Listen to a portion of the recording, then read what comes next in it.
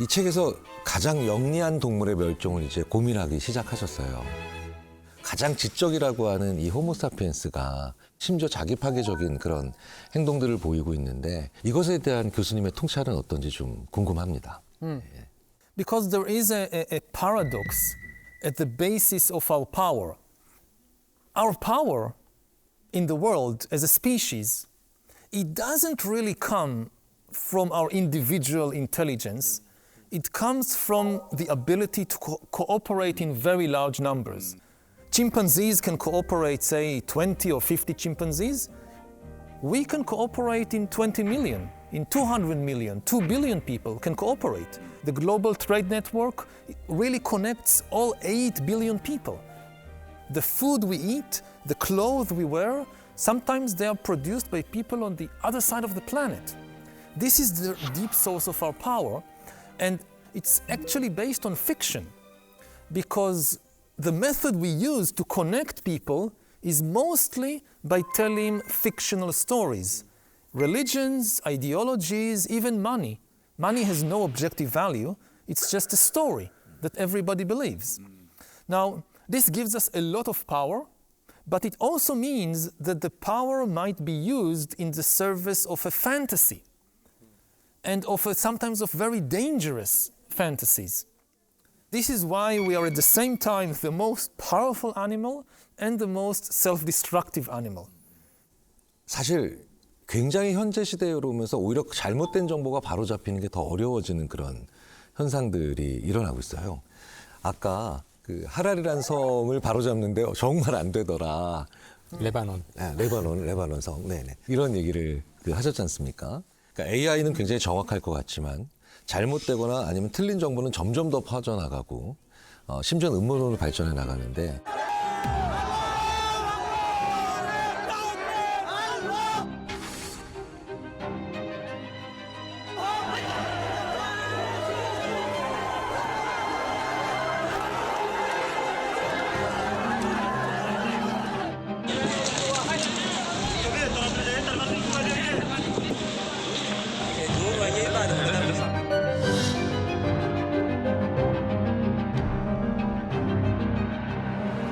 사실 심리학자들은 이 현상을 어떻게 거짓이 진실로 변하는가에 관련된 연구들을 많이 보거든요. 이것과 관련해서 이제 디지털 마녀 사냥, 이 마녀 사냥 비유를 많이 하셨잖아요.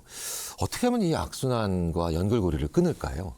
Well, you know, the most basic principle has been formulated by the propaganda minister of Nazi Germany, Joseph Goebbels. He said almost a century ago, if you tell a lie once, it remains a lie. If you repeat a lie 1,000 times, it becomes the truth. This was his basis for Nazi propaganda, and this is still the case that if you just repeat the same lie, the same fake news, the same conspiracy theory again and again and again, then people believe it. And in the kind of news market or information market, the truth suffers from 3 big disadvantages.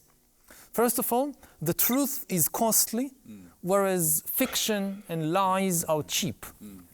The truth is costly because if you want to write the truth about anything, nuclear physics or psychology or history, you need to do a lot of research. You need to invest time, effort, money, gathering evidence, analyzing it, fact-checking it. It's very costly. Fiction, in contrast, very cheap. You just write anything you want, very cheap. Secondly, the truth is often complicated because reality is complicated. And people don't like complicated stories. Usually people like simple stories. And finally, the truth is sometimes unpleasant, even painful. People go to a psychologist because they need help in understanding the truth about their life. Why? Because it's often painful. If it was very attractive, they wouldn't need the help of therapists. And it's all the way to the level of entire nations that often don't want to know the truth about themselves and what they have done in the past or what they are doing now. So in this competition between costly, complicated, painful truth and cheap, simple, attractive fiction, fiction tends to win.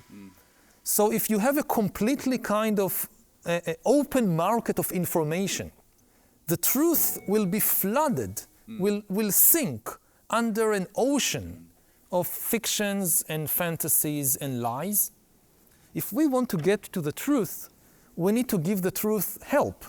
One help is establishing institutions that are dedicated to researching the truth, even though it's costly and complicated. So universities and media organizations like newspapers and courts, these are three examples of institutions that are dedicated to the research of the truth. People sometimes, they say, we don't need these institutions. Why not have just kind of a free market of information? Everybody can say anything they want and the truth will float to the surface. It won't. It will sink to the bottom.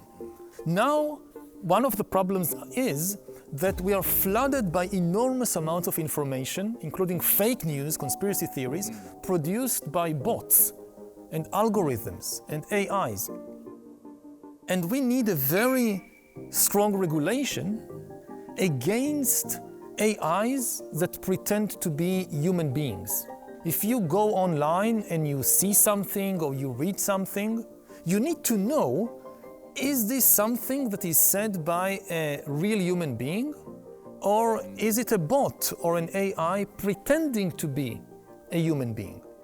I would advise extreme caution before we censor human beings. This is protected by freedom of speech. And even if a human being says a lie online or somewhere, should be very careful before we censor it. But bots don't have freedom of speech.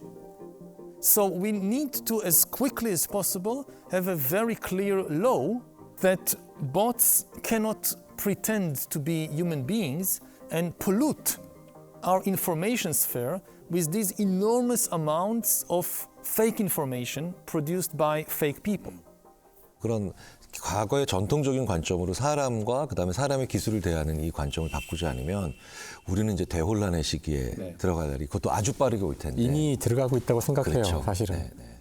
그래서 통제할 수 없다면 어떤 일이 벌어질 것인가에 대해서 계속 얘기가 나오고 있는 중이잖아요.